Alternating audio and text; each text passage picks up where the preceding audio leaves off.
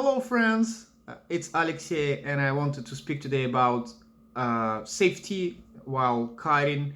I'm running on Slingshot Rally. I have three different kites of different size. All of them are Rally from Slingshot, and I'm riding using the bar which is called Compstick, again from Slingshot, which was produced between 2010 2020.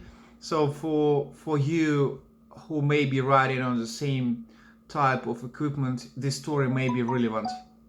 It's a standard Slingshot Compstick bar, and this is how I usually keep my D-power setting when I want to get 100% of the power from my kite.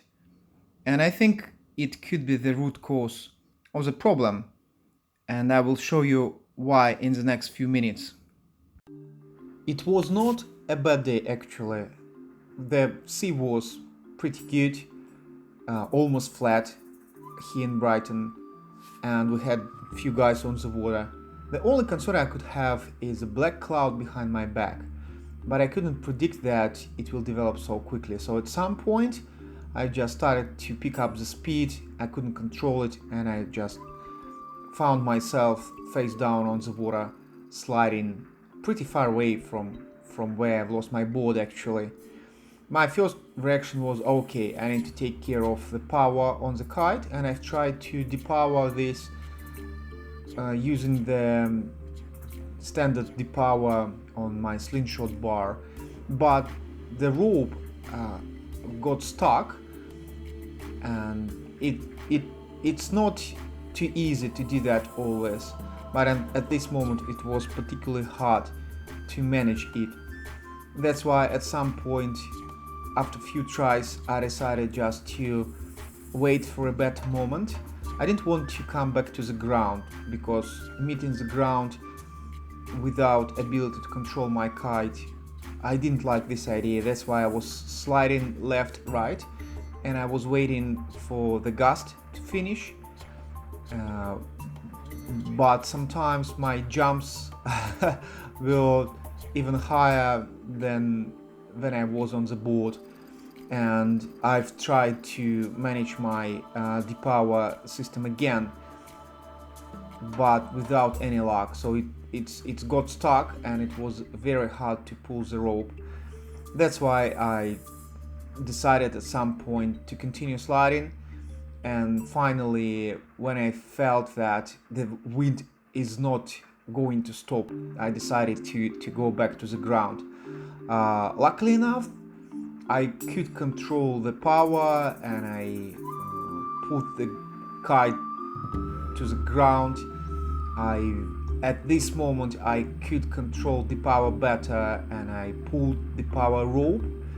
And then after a few minutes of fighting, the wind dropped and my kite dropped, and I decided that it's a good time to run and to get it before it goes to the center of the wind window.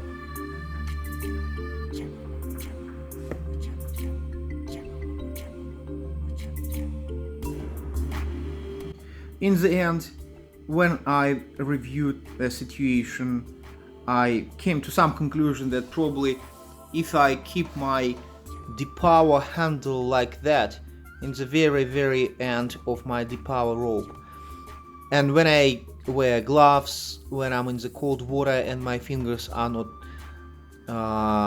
working 100% efficiently, I can't really put enough grip on this handle, so I can only get it by my fingers, so I can't really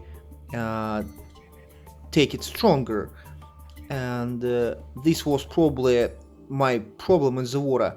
That's why even if the winter is super light and I want to get 100% of my kite power, I'm now putting the rope in this position, so I given more space to my hand, and I probably get a better grip if I hold it with all my fingers. from this position I can pull it in any direction. I can try to unblock it if it happens with me again. So keeping some length in this rope, this is probably what I'll try to do in my next sessions, to understand whether it's given me enough power to control the the power rope of the kite or not. Thanks for listening, and I wish you a very safe kiting sessions.